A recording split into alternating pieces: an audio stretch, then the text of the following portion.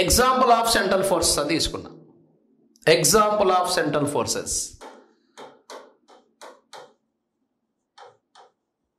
Example of central forces.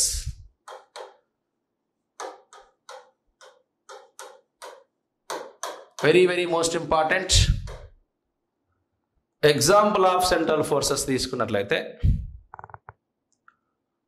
Example of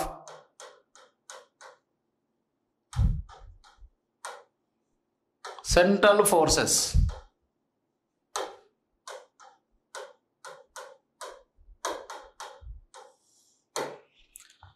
ఇవన్నీ specific ఎందుకు చెప్తున్నానంటే మ్యాచ్ ద ఫాలోయింగ్ క్వశ్చన్లో ఖచ్చితంగా ఇస్తాడు క్వశ్చన్లు ఇవి. ఇక ట్రూ ఆ ఫాల్సా, దాంట్లో ఒక 3 పర్ఫెక్ట్ ఇచ్చి 4వది పర్ఫెక్ట్ ఇవ్వకపోవచ్చు. కరెక్ట్ ఆన్సర్ని సెలెక్ట్ చేయండి అని కూడా క్వశ్చన్ ఇస్తాడు. కాబట్టి మరి చెప్తున్నా, ఇది మెయిన్గా ఒక 4 లేదా 5 3 లేదా 4 ఎగ్జాంపుల్స్ ఉన్నాయి. దాంతోపాటుగా మనకి కొన్ని main features of central forces కూడా ఉన్నాయి. అవి కూడా మనం గుర్తుంచుకోవాల్సిన అంశాలే. ఇవి కూడా మ్యాచ్ ఆఫ్ ద ఫాలోయింగ్ కావచ్చు, క్వశ్చన్లో కూడా రైజ్ చేయొచ్చు. కాబట్టి ఏమాత్రం మిస్ కాకుండా ఖచ్చితంగా చూడాల్సిందే.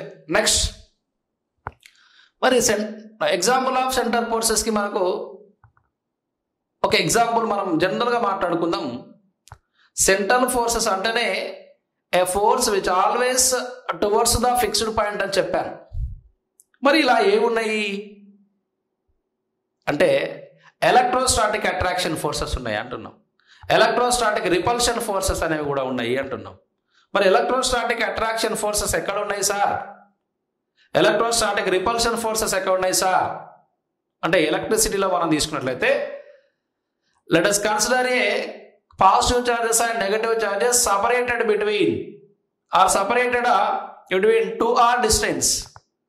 అంటే two equal and opposite charges separated by a 2a distance is equal to ఏమంటాం ఎలక్ట్రికల్ డైపోల్ అని ఆల్రెడీ మీకు నెంబర్ ఆఫ్ టైమ్స్లో మీరు డిస్కస్ చేశారు, క్లాసులు కూడా చెప్పారు. మీరు మళ్ళొకసారిగా రివైజ్ చేసుకున్నట్లయితే అదే విషయాన్ని ఇక్కడ మాట్లాడుకున్నట్లయితే 2 బిందురూప ఆవేశాలు ఎంత దూరంలో వేరు చేయబడి ఉండాలమ్మా అంటే r = 2a డిస్టెన్స్లో వేరు చేయబడి ఉంటే ఎలా?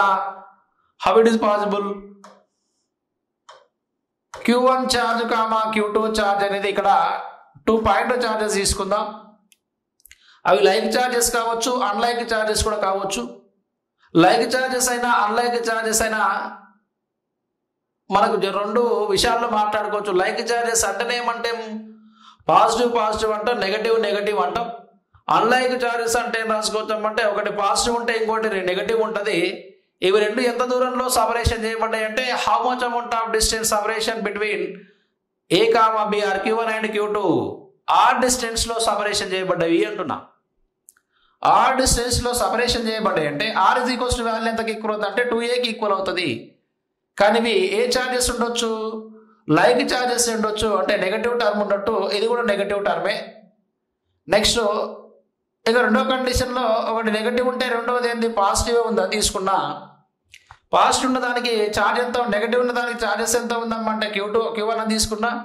పాజిటివ్ ఉన్నదానికి ఛార్జెస్ ఎంత ఉందమ్మంటే Q2 ఉందని తీసుకున్నా. ఈ రెండింటి మధ్య ఏముంటుంది మనకు? Static force, electrostatic attraction force ఉందా, రిపల్షన్ ఫోర్సెస్ ఉన్నాయంటే ఎలక్ట్రోస్టాటిక్ అట్రాక్షన్ ఫోర్స్ ఉన్నాయని మాట్లాడుకోవచ్చు.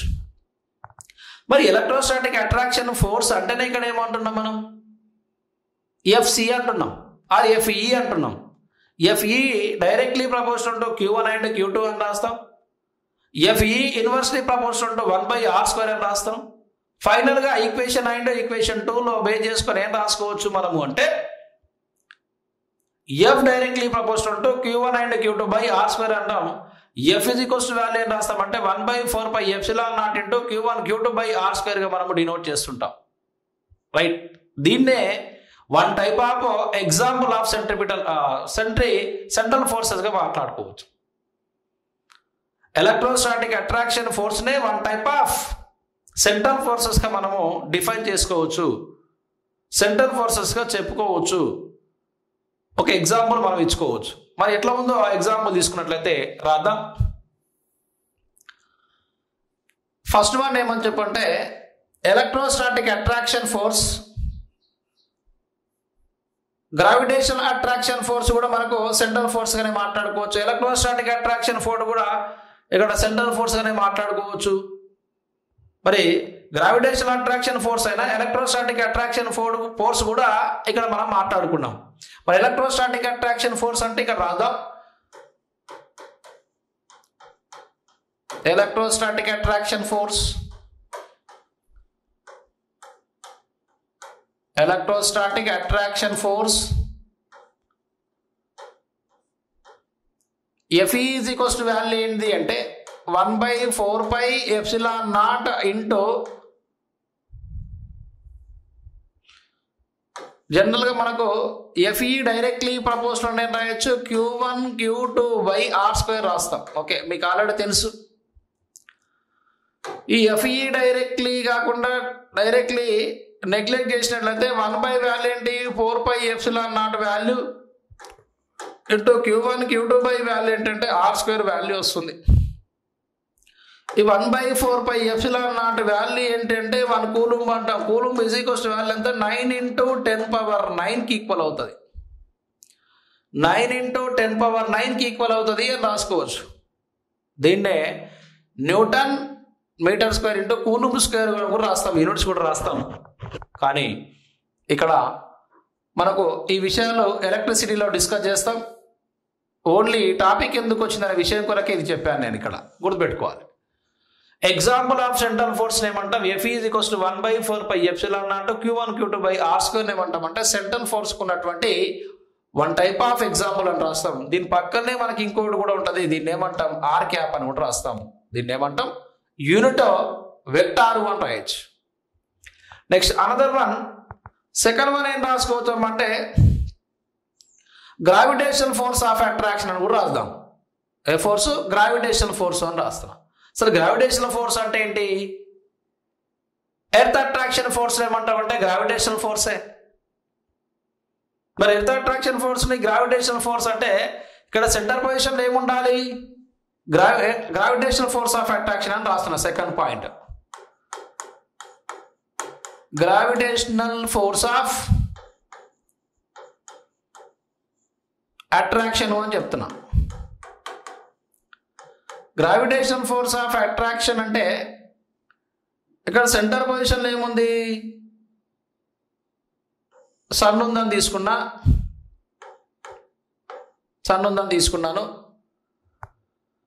సన్కి ఏముందంటే పాజిటివ్ చార్జ్ ఉందని తీసుకున్నా, అంటే జనరల్గా అనుకుంటున్నాం సెంటర్ పొజిషన్లో.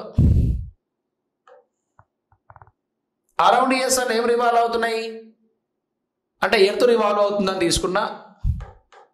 చూడండి, ఇక్కడ మనం ఫిగర్ గీసినట్లయితే ఇది ఎక్స్ యాక్సిస్ని ఇండికేట్ చేస్తే, ఇది వై యాక్సిస్ని ఇండికేట్ చేస్తే, ఎస్ అనేది ఒక ఆరిజిన్గా రాసుకున్నట్లయితే, ఈ అనేది ఒక పాయింట్గా తీసుకున్నట్లయితే, ఈ మీద ఏం అప్లై చేసాం? ఫోర్స్ని అప్లై చేసినట్లయితే ఇది ఈ నుండి ఎక్కడికి వస్తుంది? ఓకి వచ్చేస్తుంది, వైకి వచ్చేస్తుంది. వై నుండి ఏమొస్తుంది మనకు? ఎక్స్కి వచ్చేసినట్లయితే బిట్వీన్ ఎక్స్ కామా వై యాక్సిస్ల మధ్యన ఎంత డిస్టెన్స్ ఉందంటే ఆ డిస్టెన్స్ ఉంది.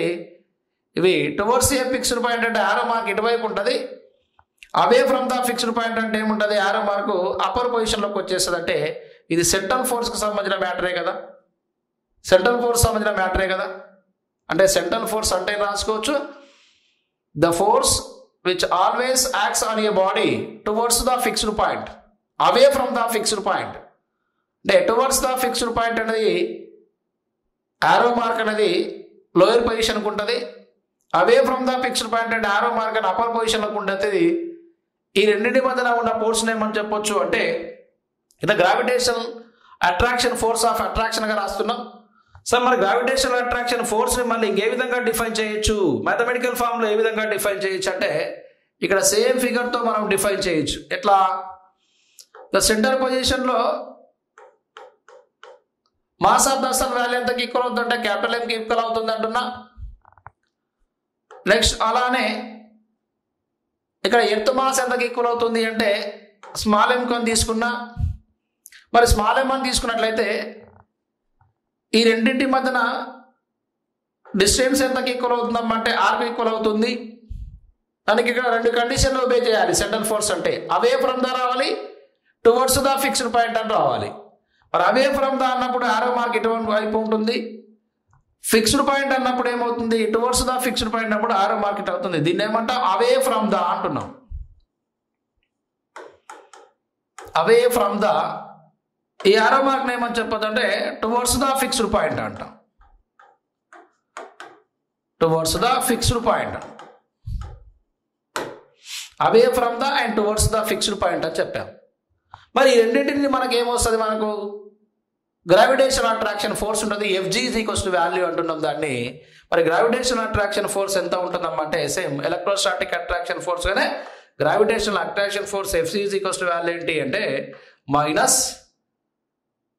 -G capital M capital G capital M small m by r² వాల్యూకి ఈక్వల్ అవుతుంది. ఇక్కడ జీని ఏమంటామంటే న్యూటన్ గ్రావిటేషనల్ కాన్స్టాంట్ వాల్యూ అంటాం. జీని ఏమంటాం, న్యూటన్ గ్రావిటేషనల్ కాన్స్టాంట్ వాల్యూ అని చెప్పొచ్చు. ఇక్కడ క్యాపిటల్ M ఏమంటాం, మాస్ ఆఫ్ ద సన్ అంటాం. స్మాల్ m ఏమంటాం అంటే మాస్ ఆఫ్ ద ఎర్త్ అంటాం. r² ఏమంటామంటే square of the distance between sun to planet or sun to earth అని కూడా మాట్లాడుకోవచ్చు. This one type of central forces, example of central forces గా మనం మాట్లాడుకోవచ్చు. నెక్స్ట్ థర్డ్ వన్ ఏమని చెప్పొచ్చు అంటే ఇక్కడ elastic force acting on a mass suspended from A spring. Elastic అంటే ఇక్కడ elastic force acting on a mass suspended from A rigid supported, suspended from A spring అంటే స్వేచ్ఛగా వేలాడదీసినటువంటి స్థితిస్థాపక ధర్మం కలిగినటువంటి స్వేచ్ఛగా వేలాడదీసినటువంటి ఒక స్ప్రింగ్ మీద కొంత వెయిట్ వేసినట్లయితే, మాస్ వేసినట్లయితే మరి ఆ మాస్ మీద అప్లై చేసేటువంటి ఫోర్స్ ఎంత, ఆ స్ప్రింగ్కు ఎంతో కొంత మాస్ని మనము సస్పెండ్ చేసినట్లయితే ఆ spring to and promotion up and down పొజిషన్లో స్ప్రింగ్ ఏమవుతుంది, కంప్రెషన్స్ రేర్ ఫ్రాక్షన్స్ అవుతున్నాయి. ఈ కంప్రెషన్స్ రేర్ ఫ్రాక్షన్ అయ్యేటువంటి పొజిషన్లో మనకేముంటాయి, రీస్టోరింగ్ ఫోర్సెస్ ఉంటాయి. ఆ రీస్టోరింగ్ ఫోర్సెస్ని కూడా ఏమని చెప్పొచ్చామంటే centripetal forces or centrifugal forces. It means central ఫోర్సెసే అని మాట్లాడుకోవచ్చు. మరి ఇక్కడ సెంట్రిపిటల్ ఫోర్స్ ఏంటి సార్ అంటే టువర్డ్స్ ఏ ఫిక్స్డ్ పాయింట్ ఏమంటామంటే సెంట్రిపిటల్ ఫోర్సెస్ అంటాం. అవే ఫ్రమ్ ద సెంటర్ ఏమంటామంటే సెంట్రిఫ్యూగల్ ఫోర్సెస్ అని కూడా మాట్లాడుకోవచ్చు. ఓకే, మంచి క్వశ్చన్ కూడా రైజ్ అయింది ఇక్కడ. అవే ఫ్రమ్ ద సెంటర్ ఏమంటామంటే సెంట్రిఫ్యూగల్ ఫోర్సెస్ అంటాం. టువర్డ్స్ ద ఫిక్స్డ్ పాయింట్ ఏమంటామంటే సెంట్రిపిటల్ ఫోర్సెస్ గా మాట్లాడుకుంటాం. Okay, enough. నెక్స్ట్ ఇక్కడ మనం మాట్లాడుకుంటే ఇంకా third example of central force ఏం మాట్లాడుకోవచ్చు అంటే elastic property of A body అంటే ఒక ఎలాస్టిక్ స్థితిస్థాపక ధర్మం కలిగినటువంటి స్వేచ్ఛగా వేలాడదీసిన ఒక తీగను తీసుకున్న, తీగకు ఎంతో కొంత మాస్ని సస్పెండ్ చేశాను, మాస్ని అటాచ్ చేసి సస్పెండ్ చేసిన అంటే వేలాడదీసిన. అప్పుడు ఆ మాస్ ఏమవుతుందంటే అప్ అండ్ డౌన్ పొజిషన్లో కంప్రెషన్స్ రేర్ ఫ్రాక్షన్స్ అయ్యేటప్పుడు కొంతకాలం తర్వాత అదేమవుతుంది, మెయిన్ పొజిషన్కి వస్తుంది. అంటే ఆసిలేషన్స్ డిక్రీజ్ అవుతున్నాయి. అంటే మరి దేనివల్ల డిక్రీజ్ అవుతున్నాయి, డిగ్రీ ఎక్కడికి వస్తుందామంటే సెంటర్కి వస్తుంది అంటున్నాం. ఆ సెంటర్ రావడానికి గల రీజన్ ఏంటి అంటే రీస్టోరింగ్ ఫోర్సెస్ అనేది ఇంటర్నల్ అటామిక్ ఫోర్సెస్ ఉంటాయి, దాన్నే రీస్టోరింగ్ ఫోర్స్ అంటాం, దాన్నే పునఃస్థాపక బలాలు అంటాం, అంతర్గత బలాలని కూడా అంటాం. ఈ పునఃస్థాపక బలాలు అంతర్గత బలాల వల్లనే కొంత ద్రవ్యరాశిని వేలాడదీసినటువంటి స్ప్రింగ్ యథాస్థితికి రావడానికి గల రీజన్ ఏంటి, ఒరిజినల్ పొజిషన్కు రావడానికి గల రీజన్ ఏంటి అంటే రీస్టోరింగ్ ఫోర్సెస్ అంటాం. ఆ రీస్టోరింగ్ ఫోర్సెస్ ఏమంటాం, ఇంకా పునఃస్థాపక బలాలే. అవి ఏ విధంగా ఉంటాయి, బాహ్యంగా ఉంటాయి, అంతర్గతంగా ఉంటాయి, అంటే ఇంటర్నల్గా ఉంటాయి. ఇంటర్ అటామిక్ ఫోర్సెస్ అనేది దాని మీద అప్లై చేయబడి అవి తొలి స్థితికి రావడానికి ప్రయత్నం చేస్తాయి, అంటే ఇనిషియల్ స్టేట్కి రావడానికి ప్రయత్నం చేస్తాయి. These one type of example of central forces అని చెప్పొచ్చు. ఇంకా నెక్స్ట్ థర్డ్ కండిషన్ కూడా రాద్దాం. ఈ థర్డ్ కండిషన్ ఏంటంటే elastic force acting on a mass, elastic force acting on a elastic force acting on a mass suspended suspended from spring. ఈ spring elastic property కలిగినటువంటి ఆ స్ప్రింగ్ని మనం తీసుకున్నట్లయితే ఈ స్ప్రింగ్ మరి ఏ లాని ఒబే చేస్తుందని కూడా క్వశ్చన్ రావచ్చు. ఉక్స్ లాని ఒబే చేస్తుంది అంటాం. What is Hooke's law? Within elastic limit the stress is directly proportional to strain అని చెప్పొచ్చు. ఈ ఉక్స్ లా మీద డిపెండ్ అయ్యి మనకు మెకానికల్ ప్రాపర్టీస్ ఆఫ్ సాలిడ్స్ ఉన్నాయి. యంగ్ మోడలస్ అంటే ఏంటి, స్ట్రెస్ అంటే ఏంటి, how many types of stress అంటే ఏంటి, స్ట్రెయిన్ అంటే ఏంటి, how many types of strain అంటే ఏంటి, next bulk modulus, Young modulus, Poisson ratio, behaviour of a wire under gradually increasing load, elastic potential energy, the sum one values. అంటే ఇక్కడ elastic బాడీని తీసుకున్నట్లయితే పాయిజన్ రేషియో అనేది ఒక మొత్తం టాపిక్ని మనం కవర్ చేసుకోవచ్చు. బట్ ఎందుకు వచ్చింది, ఏ విధంగా వచ్చింది అనే విషయం మళ్ళీ ఒకసారి రీకాల్ చేసిన అంతే. ఇక్కడ టాపిక్ లేదు. అది స్ప్రింగ్ తీసుకున్నాను. మన స్ప్రింగ్ వాల్యూస్ ఎలా ఉన్నాయంటే ఫ్రమ్ ఏ స్ప్రింగ్ అని తీసుకున్నా. ఈ స్ప్రింగ్ ఎంత మాస్ని సస్పెండ్ చేస్తానమంటే ఏం అమౌంట్ ఆఫ్ మాస్ని సస్పెండ్ చేసి ఇక్కడ ఒరిజినల్గా ఉన్నటువంటి లెంత్ని తీసుకున్నట్లయితే ఎల్ లెంత్ ఉంది. ఇంకా కొంత అమౌంట్ ఆఫ్ మాస్ నేను చేసినాను, ఇంక్రీజ్ చేశాను. ఈ మాస్ని యూటిలైజ్ చేసుకుని ఏమవుతుందంటే ఎంత డిస్ప్లేస్మెంట్ అందామంటే L plus delta L displacement అనేది అవుతుంది. అంటే అంత ఇంక్రీజ్ అవుతున్నప్పుడు లెంత్లో మనకు చేంజెస్ వస్తున్నాయి. ఆ లెంత్లో చేంజెస్ వస్తే మళ్ళీ అంటాం లాంగిట్యూడినల్ స్ట్రెస్సా, లాంగిట్యూడినల్ స్ట్రెయినా, బల్కుడ్ స్ట్రెస్సా, బల్కుడ్ స్ట్రెయినా, వాల్యూ స్ట్రెస్సా, వాల్యూ స్ట్రెయినా, షీరర్ స్ట్రెస్సా, షీరర్ స్ట్రెయినా, టాంజెంటల్ స్ట్రెస్సా, టాంజెంటల్ స్ట్రెయినా అనే విషయాలు మనం మళ్ళీ అక్కడ మాట్లాడుకుంటాం. రైట్.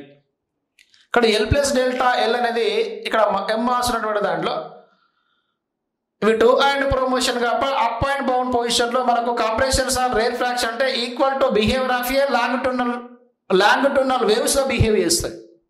మరి లాంగిట్యూడినల్ వేవ్ గా బిహేవ్